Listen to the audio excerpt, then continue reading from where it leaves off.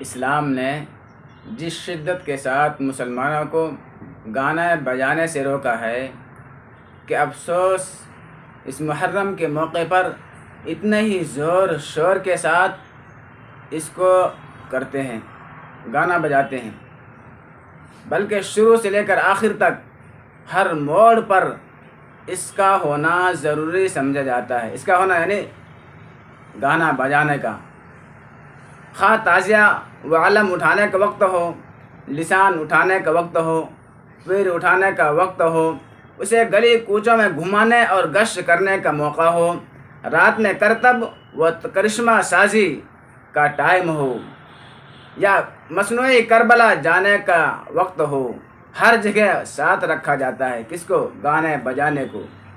یہی نہیں بلکہ اس معاملے میں تو ایک دوسرے سے آگے بڑھنے کو فخر سمجھا جاتا ہے۔ ہر ایک کی کوشش ہوتی ہے کہ ہمارا ڈھول باجا سب سے زیادہ ہو، ہمارا ڈھول باجا سب سے زیادہ ساز و سامان والا ہو۔ اگر کوئی 20,000 کا ڈھول باجا کرائے پر لایا ہے تو دوسرے گاؤں والا کہتا ہے ہم 50,000 دے کر ڈھول باجے کرائے پر لائیں گے۔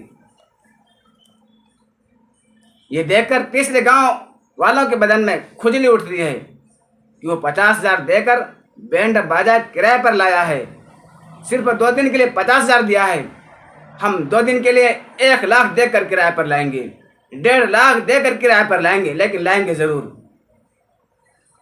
تاکہ پورے علاقے میں نام روشن ہو جائے، گاؤں کا نام روشن ہو جائے پورے علاقے میں، سب لوگ تعریفیں کریں گے۔ حرام کاموں میں ایک دوسرے سے آگے بڑھنے کی دوڑ، حرام کاموں میں ایک دوسرے سے آگے بڑھ رہے ہیں۔ انہی لوگوں میں سے کتنے ایسے ہوں گے کہ اب تک سال میں مسجد کا جو چندہ ہوتا ہے 400-500 روپے مسجد کا چندہ نہیں دیا ہوگا، 1.5-2 لاکھ روپے ڈال کر بینڈ باجا کرائے پر لانے والے حضرات میں کتنے لوگ ایسے ہوں گے؟ اب چھان بین کر کے دیکھیے کہ 400-500 روپے سال بھر میں مسجد کا چندہ نہیں دیا ہوگا۔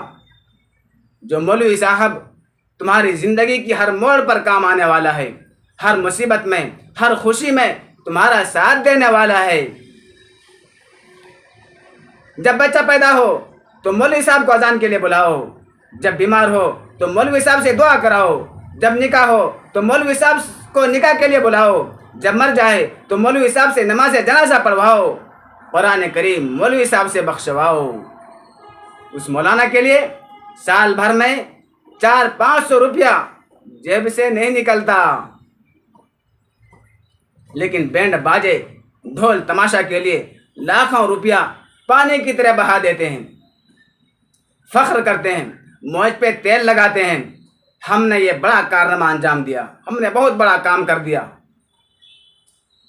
تم نے حلال جگہ اور ثواب کے کام کرنے میں بخل کیا، کنجوسی کی، حلال جگہ جہاں خرچ کرنا چاہیے تھا وہاں روپیہ نہیں لگایا تو اللہ رب العزت نے تمہارے مال ٹھکرا دیا کہ تمہارا مال اس قابل نہیں۔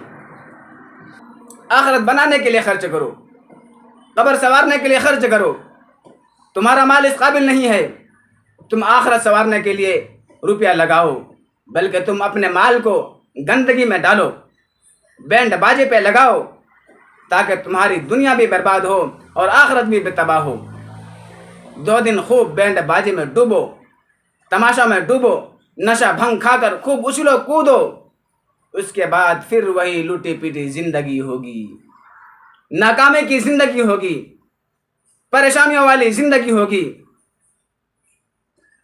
حالات کے شکار ہوں گے، مصیبتوں الجھنوں پریشانیوں میں مبتلا ہوں گے۔ 2 دن خوب اچھلو کود لو۔ یاد رکھو گناہ کی نحوستیں نسلوں تک پیچھا کرتی ہے، گناہ کی نحوستیں نسلوں تک پیچھا کرتی ہے، تمہاری گناہ کی نحوستیں نسلیں اولادیں بھوگتے گی، نسلیں اولادیں بھوگتے گی گناہ کی سزا۔ بعض لوگ تو کہا کرتے ہیں کہ بھائی اگر محرم کے موقع پر بینڈ باجا ڈھول تاشا نہ ہوا تو کیا محرم ہوا؟ اس میں کیا مزہ آئے گا؟ یہ تہوار ہے ڈھول تاشے کا، باجے کا، خوب شور غل کرو، اچھلو، رنگ برنگ کے ناچ گانے ہو تاکہ بچے اور نوجوان سب خوش ہو جائے، نوجوانوں کے دلوں میں جوش گرمائے، ایک سے ایک کلاکاری کرے۔ یہ ہے مسلمانوں کا حال، یہ مسلمانوں کا حال ہے۔ جبکہ بری آواز میں سب سے بدتر اللہ کے نزدیک گانے بجانے کی آواز ہے۔ قرآن کریم میں گانے بجانے کی آواز کو شیطان کی آواز قرار دیا ہے۔ حدیث میں ہے صوتان ملعونان فی الدنیا والآخرہ مسمار عن نعمت ورنۃ عند مصیبت۔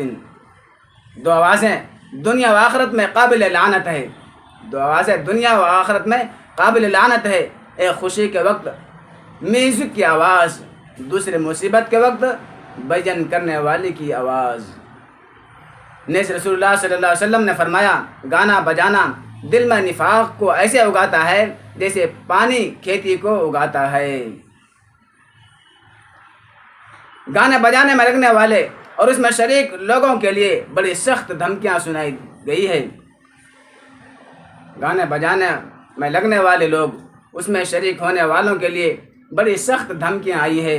رسول اللہ صلی اللہ علیہ وسلم نے ارشاد فرمایا میری امت میں کچھ لوگ شراب پئیں گے مگر اس کو دوسری چیز کا نام دیں گے، اور ان کے سروں پر گانے بجانے کے آلات بجائے جائیں گے، اور انہی میں سے بعض کو بندر اور بعض کو خنزیر بنا دیا جائے گا۔ حضرت نافع رضی اللہ تعالیٰ عنہ فرماتے ہیں کہ وہ ایک مرتبہ حضرت ابن عمر رضی اللہ تعالیٰ عنہ کے ساتھ سفر میں تھے تو انہوں نے مزمار گانے بجانے کے آلہ کی آواز سنی تو اپنے کانوں میں انگلیاں ڈال لی اور اس جگہ سے دور ہٹ گئے تاکہ آواز نہ سن سکے، اور فرمایا حضور صلی اللہ علیہ وسلم بھی جب ایسی آواز سنتے تھے تو یہی عمل کرتے تھے۔ گانے بجانے کی آواز جب سنتے تو کان میں انگلیاں ڈال لیا کرتے تھے۔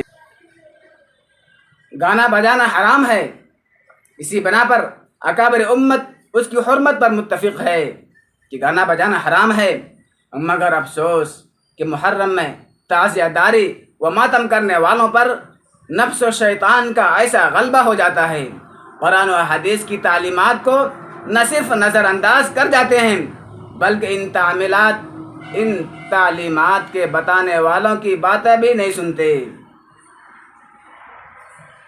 جو بس سمجھاتے ہیں، جو سمجھانے والے ہوتے ہیں اس کی باتوں بھی نہیں سنتے۔ قرآن حدیث کی باتیں بتاؤ، ان کو سمجھ میں نہیں آتی، مذاق اڑاتے ہیں، قرآن کا مذاق اڑا دیتے ہیں، احادیث کا مذاق اڑا دیتے ہیں، بتانے والوں کا بھی مذاق اڑاتے ہیں۔ جب یہ لوگ ایسے لوگوں کے گھروں کے پاس سے گزرتے ہیں، ڈھول تاشوں کی آوازیں اور تیز کر دیتے ہیں، یہ لوگ جو سمجھانے والے ہوتے ہیں ان کے گھروں کے پاس سے گول گزرتا ہے، بینڈ باجا لے کے جب گزرتا ہے تو ان کی آوازیں اور تیز کر دیتے ہیں، خوب شور مچاتے ہیں، خوب اچھلتے کودتے ہیں چڑھانے کے لیے۔ مولوی کو چڑھاؤ، اس مولوی کو چڑھاؤ، یہ ہمیں سمجھانے آیا ہے، آج کا بچہ ہمیں سمجھانے آیا ہے۔ ناک میں دم کر دیتے ہیں ان کے گھر کے سامنے ڈھول بجا بجا کر کے۔ کتنی بڑی نادانی ہے، کتنی بڑی بے شرمی ہے، کتنی بڑی بے غیرتی ہے۔ جن چیزوں کو مٹانے کے لیے حضور صلی اللہ علیہ وسلم تشریف لائے، انہی چیزوں کو نواسائے رسول اور شہدائے کربلا کی محبت میں بجایا جا رہا ہے۔ کہتے ہم عاشق حسین ہے، محبت سے حسین رضی اللہ تعالیٰ عنہ کے محبت میں دم بھرنے والے لوگ ہیں، جبکہ اپنے قریبی رشتہ داروں کی میت پر کوئی ایسا بجاتا ہے کیا؟ اپنے قریبی رشتہ دار کوئی مر جائے تو کیا گھر میں ڈھول بجاتے ہیں، تماشا کرتے ہیں، ناچتے ہیں، کودتے ہیں؟ ایسا کوئی کرتا ہے کیا؟ کوئی ایسا نہیں کرتا۔ کیا کسی عاشق کو آپ نے دیکھا کہ اپنے محبوب کی موت پر گانا بجایا جاتا ہو؟ کسی کو دیکھا آپ نے؟